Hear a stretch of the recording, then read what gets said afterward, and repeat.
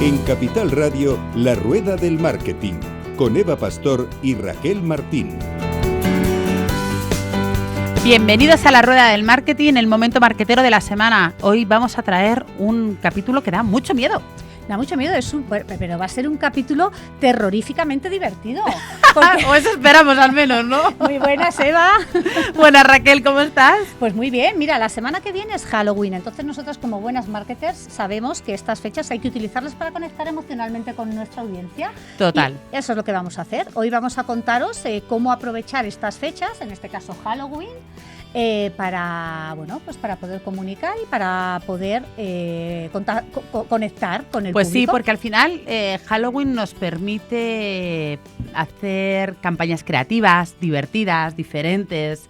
Ya lo hablaremos a continuación, pero este tipo de fechas no se potencian tanto en marketing para la venta, sino para realmente demostrar hasta dónde podemos llegar en cuanto a creatividad, humor, hacer cosas diferentes, y eso también apetece, ¿no? Claro, al final hablamos de Halloween porque es lo que toca ahora, pero se puede aplicar, la idea es que luego lo podáis aplicar a todo este tipo de fechas, que son fechas, pues eso, que al final muchas veces en marketing se trata de buscar una excusa, ¿no? Para mostrarte, para lanzarte un mensaje, para conectar, y lo que decimos, aquí no son tanto campañas de venta pura y dura, sino campañas de, para hablar con tu audiencia. Total, que al final indirectamente sí que te van a aumentar las ventas, porque si las haces bien, pueden ser campañas virales, pueden ser campañas divertidas, de que la gente hable, y al final eso potencia las ventas, pero sobre todo aquí se trata de demostrar la creatividad. Y como hemos dicho muchas veces, no hace falta mucho dinero, sino simplemente hace falta pensarlo y lanzarte un poco a arriesgar. Claro, y es fácil meter la pata también. También, te pasas sí. de tuerca, ¿no? Entonces vamos a hablar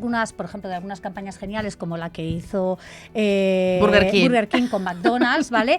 Y luego vamos a ver otras pues que no han triunfado tanto, pero al final se trata de campañas, que no se trata de que pongamos ahora en nuestra firma una calabaza con Exacto. ojitos. Eso no es aprovechar la fecha, ¿vale? Se trata de ir un poco más allá y de que la gente en marketing quiere divertirse y que podamos aprovechar esto. Entonces, vale, cuéntanos un poco la campaña de Burger King. Pues mira, la campaña de Burger King ya hace años, pero era muy divertida. Lo que hicieron fue cubrir toda una tienda, todo un restaurante con una sábana blanca, y le pusieron dos ojitos, ¿vale? Y entonces pintaron por encima, decía McDonald's, ¿no? Pero tú por debajo de los ojitos veías el logotipo de Burger King. O sea, era como un fantasma, ¿no? Era como un fantasma, justo era como un fantasma. Entonces, claro, eso se hizo súper viral, fue muy divertido. Además es que de hecho no solamente lo hicieron en lo que es en el edificio, las cajas de las hamburguesas era igual, era la caja por fuera blanca con dos ojitos y dentro tiene el típico papel que lleva el logo del Burger King. Entonces, y por fuera ponía McDonald's. Por fuera ponía McDonald's, pero tú por los ojitos veías Qué bueno, porque era una forma como muy inteligente, ¿no? Divertida, pero sobre todo no ofensiva. Una de las líneas complejas de este tipo de campañas es no cruzar esa línea ofensiva y no hacer una campaña de humor sobre algo realmente serio, ¿no? Que es a veces donde cogían algunas marcas que se pasan de frenada.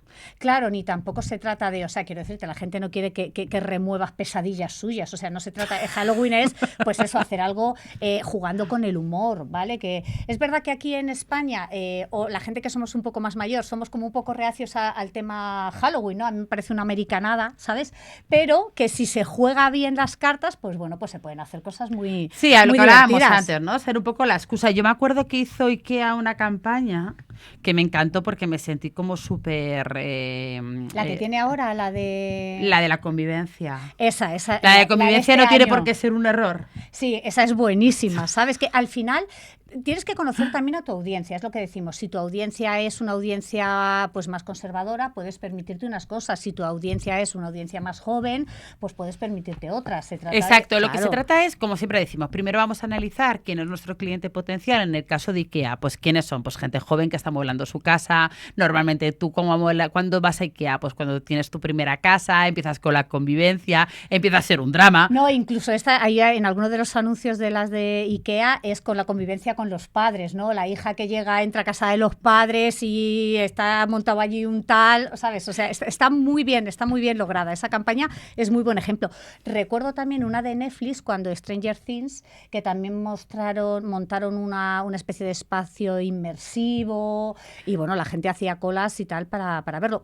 O sea, que no se trata Claro, solamente... pero porque ahí te llevabas también la parte de experiencia, sí. No solamente el impacto visual de lo que es la campaña a nivel gráfico o de lo que fuera, sino que te hacían partícipe de la historia. Era inmersiva, o sea, era tangible, me refiero. Claro, todo esto nos puede dar ideas para nuestros negocios, quiero decirte. Claro, lógicamente, pues en una asesoría no vas a montar allí un espacio inmersivo, pero a lo mejor sí puedes jugar con mensajes que tengan que ver con lo terrible que es el miedo que da cierto papel. O Hacienda. O Hacienda, por ejemplo, efectivamente. O sea, sí, porque luego hay, dependiendo también de los recursos que tengamos, pues Lay's o Fanta sacan ediciones limitadas de productos pues de sabores terroríficos o de... Entonces ahí también ellos pueden trabajar en ese lado, pero no todo el mundo tiene esa capacidad. Simplemente a veces son los mensajes, o sea, hacer campañas divertidas en redes también hay que buscar un poco que tiene sentido. Y como siempre decimos, no todas las marcas tienen por qué hacer Halloween. A lo mejor no tiene sentido por tu orientación o por tus objetivos o por el cliente al que te diriges. Claro, al final todas las campañas que comentamos tienen algo en común, no van por el lado terrorífico, sino que van por el lado divertido. Si puedes, como las grandes marcas, genial, pero las pequeñas, por ejemplo, hay un tema, la decoración de tu local. Total. Por ejemplo, en restauración, en estética, en cuando tienes un local físico. Bueno, pues el decorar el local puede atraer gente, puede hacer que la gente, cosas que se hagan virales, todo depende de la originalidad. Es lo que decimos, no hace falta un gran presupuesto para decorar un local. No, simplemente, por ejemplo, tienes un restaurante, pues puedes hacer un especial de un apartado de la carta que sea algo de miedo, puedes pedir a la gente que venga disfrazada a tu restaurante que se hagan fotos en un pequeño fotocall que montes y que luego lo suban a redes y a cambio de eso el que más votos tenga se lleva una cena gratis. O sea, puedes hacer muchas cosas que realmente no te conlleven mucho presupuesto, pero sí que haga que la gente se implique, que la gente suba cosas, que la gente participe y eso al final te posicione y te de viralidad. Claro, al final es lo que decimos, es la conexión con el usuario. Total. Y al final este tipo de cosas, además ya lo hemos comentado cuando hablamos de las tendencias en redes, o sea, lo que es la gente utilizando tu producto, eso es oro puro. O sea, que alguien venga, se haga una foto porque tu local está chulo decorado o porque has hecho un minijuego o como hace Fanta con lo de las latas, que luego también te participas en un concurso. O sea, al final es buscarte una publicidad barata porque te lo están haciendo tus propios clientes. No, y que esa es la que realmente funciona. O sea, si hay algo, no hay nada más viral que la gente participando y subiendo contenido de forma voluntaria sobre tu producto o tu servicio. Eso está clarísimo. Realmente, ¿cuándo deberíamos hacer las campañas de Halloween? Es decir, ¿la semana que viene empieza? Ya deberíamos estar, ¿verdad? Ya deberíamos haber empezado, pero tampoco pasarnos. O sea, no hacer un mes de campaña de Halloween porque al final la gente cansa, pero, pues no sé, 10 días o algo así. O sea, si nos estáis escuchando, todavía la semana que viene, pues se puede utilizar como excusa para hacer un mailing, por ejemplo. Sí, a lo mejor ya no te da tiempo a montar una campaña con un concurso, para eso no.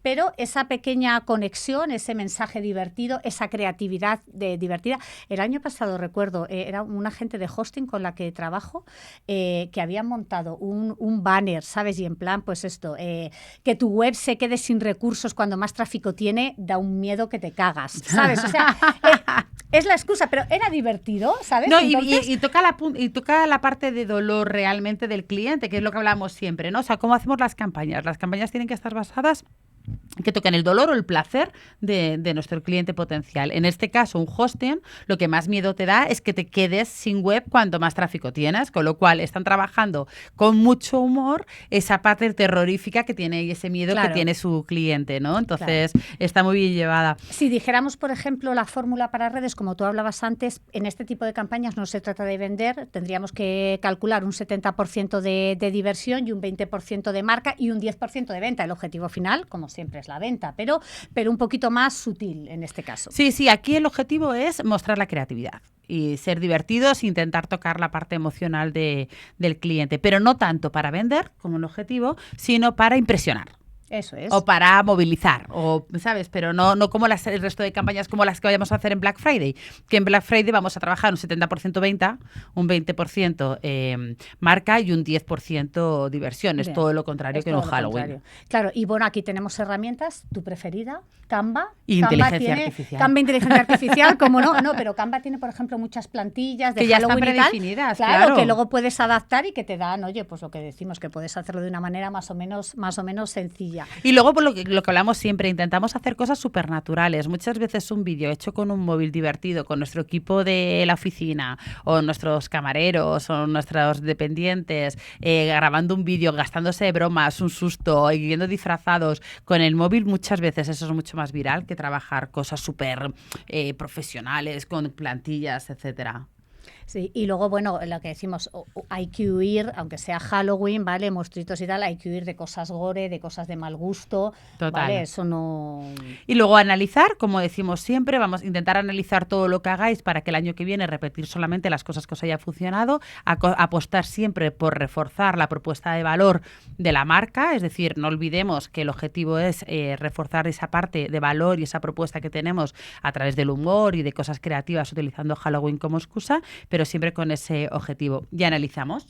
Claro, y aquí, bueno, también el storytelling, lo que es jugar con una historia, pues también va muy bien para este tipo de campañas que no son de venta, ¿no? Crear una historia que tenga que ver con tu filosofía de marca o tal, y que podamos meterle la puntillita de el Halloween como excusa. Bueno, pues ahora empezamos con un espacio súper importante y novedoso de la rueda del marketing que no habíamos traído nunca. Sí, hoy se estrena Inés Díaz con su copywriting de guerrilla. Y bueno, vamos a ver qué nos cuenta, porque creo que es muy interesante. Inés la podéis seguir en redes sociales, ya lo contará ella, es una crack del copywriting y creo que nos va a hablar de un tema muy, muy chulo. ¿La damos paso? Venga, la damos paso.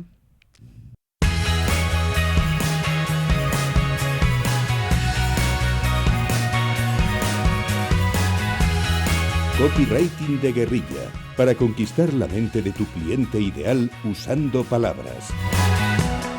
Hola Inés, ¿qué tal estás? Hola Eva, hola Raquel. Muy buenas. Bueno, pues estamos deseando escucharte, Inés, que nos cuentes todo lo del tema del copywriting, que tenemos que aprender, que sabemos que en este espacio vamos a aprender a utilizar las palabras de una forma muy, muy especial. Bien, hoy vamos a ver cómo aumentar muy drásticamente las ventas de tu negocio, pero no vamos a hablar ahora ni de landings ni de webs, vamos a hablar de las ventas en general B2B y del seguimiento. ¿Qué te parece? Estupendo, pues te escuchamos, Inés, todo tuyo. Te dejamos todo tuyo.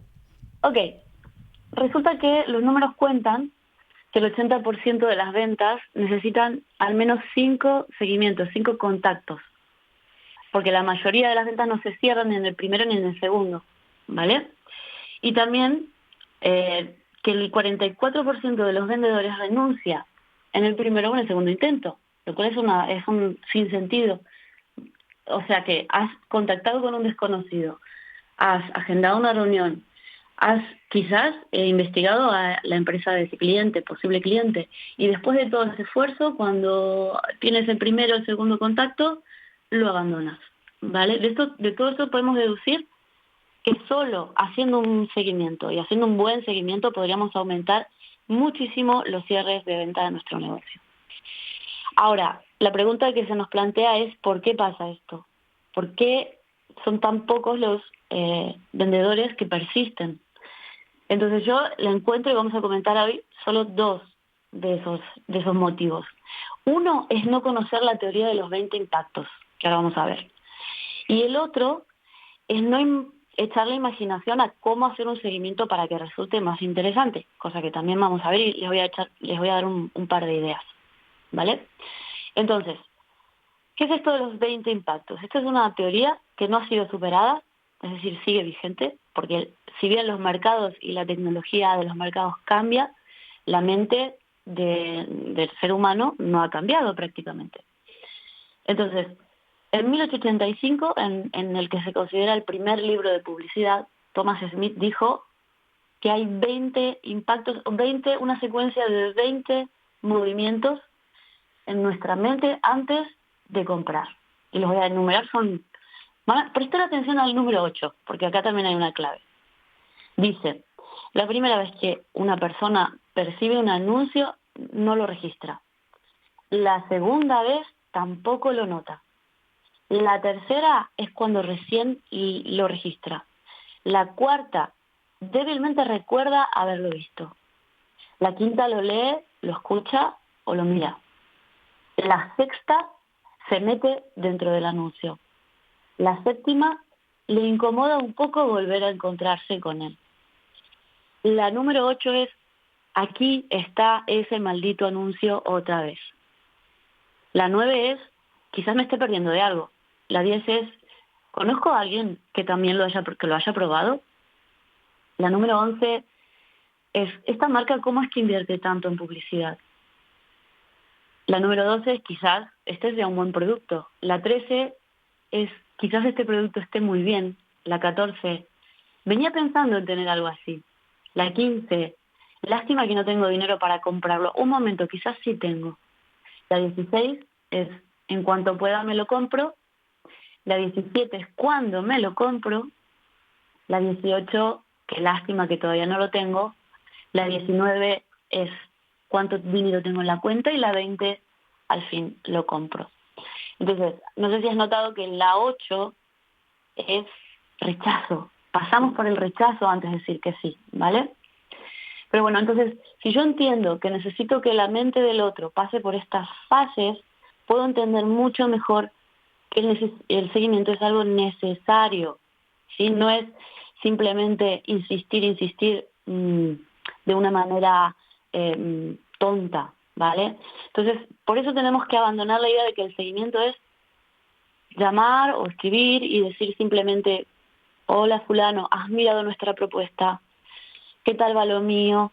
O decir, ¿ya lo has hablado con tu socio?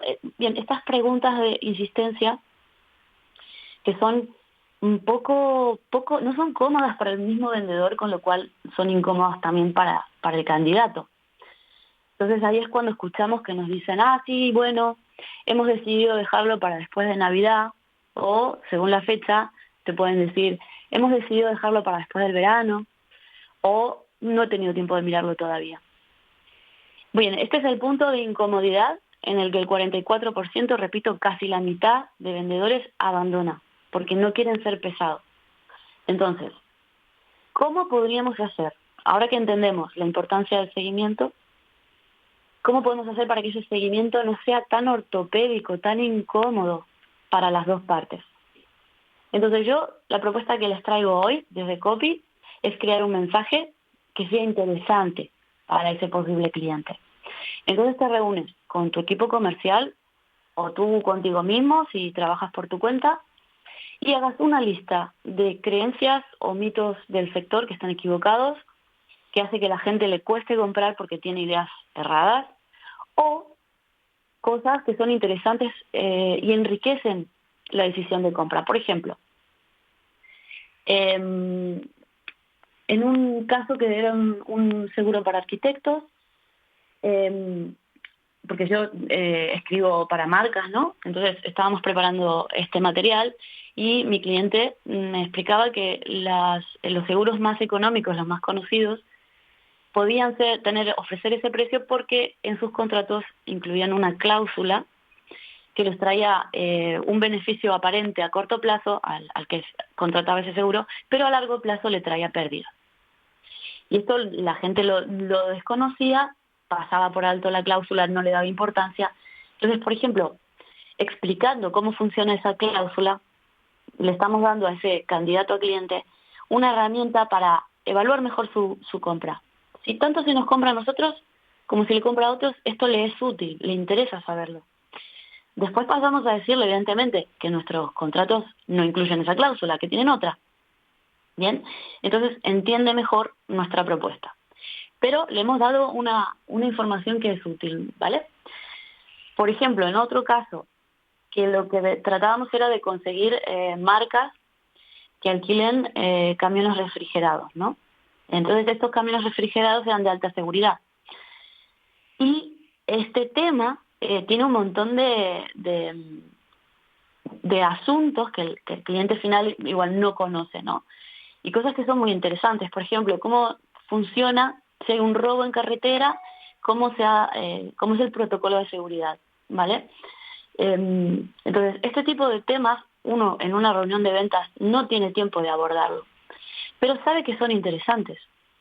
Entonces, la propuesta es que una vez que tengas esta lista de temas para tratar, los expliques de forma coloquial, sin tecnicismos, como si estuvieras en un café tomando un café con este posible cliente, en ese tono, ¿vale? Y los preparas, estos argumentos, en PDF o en correos automatizados. ¿Qué vas a hacer? Pues el comercial que ya ha contactado le va a comentar a este candidato que le va a enviar información, y entonces vamos a tener una excusa para luego llamar, o incluso en ese correo que recibe el candidato le podemos hacer preguntas acerca de de su negocio, de su situación, y entonces la conversación surge de forma muchísimo más enriquecedora para las dos partes. Más fácil para el vendedor, porque tenemos temas en común, mucho más allá de qué tal lo mío, vas a comprarme o no vas a comprarme, ¿verdad? Entonces, pues esta es la propuesta, es hacer una vez el trabajo para tenerlo ya preparado, y entonces, esta es una de las maneras en las que el copy nos puede potenciar las ventas. El cálculo es el que hasta un 70% podríamos aumentar nuestra tasa de cierres si superamos ese quinto contacto de seguimiento. ¿Qué os parece? Pues mira, muy interesante, la verdad, ¿sabes? Que la cantidad de ventas que podemos retomar si realmente hacemos un buen seguimiento. Aquí está la clave, y la clave está en no insistir tontamente, sino en ampliar la temática. Y vamos, yo no conocía la ley de los 20 contactos que nos has contado, pero me ha hecho mucha gracia eso. O sea, que pasamos primero por la negación antes de decidirnos a comprar. Sí, aunque sea un instante, porque nuestro cerebro está preparado, está en la parte más instintiva, ¿no? Va a mandar la orden de no accionar, no gastar energía inútilmente. Entonces va a haber un momento de rechazo. Pero lo interesante es que ese rechazo aparece cuando en nuestra imaginación se presenta la posibilidad de comprar. Si no existe la posibilidad de comprar, no entra en nuestra imaginación, no hay rechazo, no se activa la venta. Es decir, que tenemos que contar con ese punto, y lo ideal es que este punto pase rápido, ¿vale? Por eso tratamos las objeciones nosotros, en vez de esperar a que surjan solas. Claro, luego a través del email marketing puedes ir trabajando justo todas estas objeciones para desmontarlas incluso antes de que surjan, porque van a estar ahí, ¿no? Sí, bien. Ahora, yo soy una gran defensora y militante del email marketing, porque es una vía muy simple de comunicación, pero entiendo que hay muchos equipos que están trabajando por WhatsApp o Telegram o diferentes vías, y no es excluyente. O sea, puedo hacer este mismo trabajo por cualquier vía. Uh-huh. Bien, yo puedo tener en PDF los temas escritos, y por la vía en la que ya me estoy comunicando con ese posible cliente, enviarle el material. Es tan simple como eso. Claro, es importante, porque yo creo que cuando hablamos de copywriting muchas veces nos vamos directamente al email marketing, y no, ¿verdad, Ginés? O sea, realmente cualquier canal de comunicación que trabajemos con nuestro cliente tenemos que tener en cuenta lo que nos estás contando, y se puede ejecutar y se puede implementar en cualquier canal, ¿no? Exacto, lo importante es tener claro nuestro mensaje y hacérselo llegar sin pensar que molestamos. Y teniendo claro en qué fase están, ¿no? Claro, y tratar de enriquecer el conocimiento de este usuario, de este posible cliente. Es súper interesante, desde luego, y complejo, me parece complejo todo este tema del copywriting. Bueno, al final se trata de establecer una estrategia, como dice Inés, y aplicarla en los distintos canales, ¿sabes? Pero teniendo claro estas fases por las que pasa cualquier persona y sin miedo a la venta, que es que a mí una cosa que me sorprende es que muchos empresarios o, bueno, muchas empresas, es como yo me dedico a lo mío, pero es que vender me da vergüenza. Bueno, pero si vendemos desde que empezamos a vivir.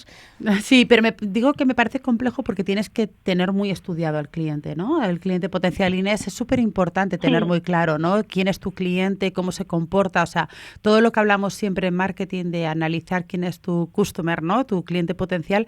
En este caso, para aplicar el copywriting, más que nunca hay que tenerlo clarísimo, ¿no? Porque tienes que entender la parte emocional de él. Sí, esto, bueno, cuando entro a trabajar en una empresa, normalmente me reúno con el equipo de comerciales. Ellos conocen muy bien, bueno, especialmente los mejores, ¿no? Conocen muy bien a su cliente. Lo que les pasa es que muchas veces cometen el error de intentar dar demasiada información de golpe. Claro. Cosa que no puedes. O sea, tú cuando interactúas con ese posible cliente, tú tienes que extraer información. Eso es tu actividad principal. Entonces, claro, la información que tú quieres comunicarla no la puedes embutir en una única reunión. Pero bueno, mensajes de venta interesantes, cualquier comercial te puede enumerar los que mejor le funcionan. El tema es reunirlos y tenerlos disponibles para todo el equipo y que lo puedan usar en el CRM en el momento más adecuado. Bueno, pues para eso te tenemos a ti, Inés, para que durante todos los meses nos vayas contando y explicando cómo podemos ejecutar estos mensajes de la forma más rentable, sencilla, fácil y de realmente con impacto posible. Claro, y si quisieran, Inés, los oyentes contactarte, ¿vale? Para trabajar, por ejemplo, con su equipo de ventas, déjanos tus datos. Es muy simple. Tendrían que ir a Copywriting de Guerrilla. Y ahí me encuentran, se suscriben, o en LinkedIn, Inés Díaz, copywriter.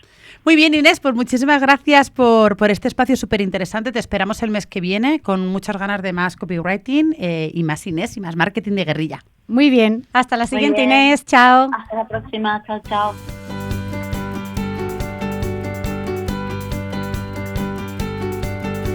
Estás escuchando La Rueda del Marketing. Bueno, pues súper interesante el espacio de marketing de guerrilla, Inés, ¿verdad? Para comunicar sin que haya temas fantasmales. Bueno, vamos a ir cerrando, que no nos queda nada de tiempo. Súper importante, vamos a hacer un súper resumen rápido para nuestros oyentes, como siempre. Importante, si queremos utilizar Halloween, acordaros que el 70% tiene que ser diversión de todo lo que hagamos, 20% marca y 10% venta. Halloween es para demostrar creatividad, humor y conectar con nuestro cliente, no tanto para vender. Eso es, ser natural, no forzarlo, trabajar en las herramientas con las que solemos trabajar y en los canales en los que solemos estar sin forzar. No tiene que ser Hollywood, tiene que ser natural y divertido. Y ya sabéis, la siguiente estación de venta nos vamos a Black Friday y luego tenemos Navidad, con lo cual disfrutemos de un momento de ocio, creatividad y humor y terror como es Halloween y no nos obsesionemos tanto con crear contenidos para vender y más para disfrutar. Pues muy bien, pues nos vemos entonces en la siguiente semana. Acordaros, disfrutar del Halloween sin sustos. Nos vemos en el siguiente episodio de La Rueda del Marketing, que no podemos ayudaros a... No, que no podemos inventar la rueda, pero podemos ayudar a venderla. Hasta el siguiente episodio. Un abrazo. Hasta luego.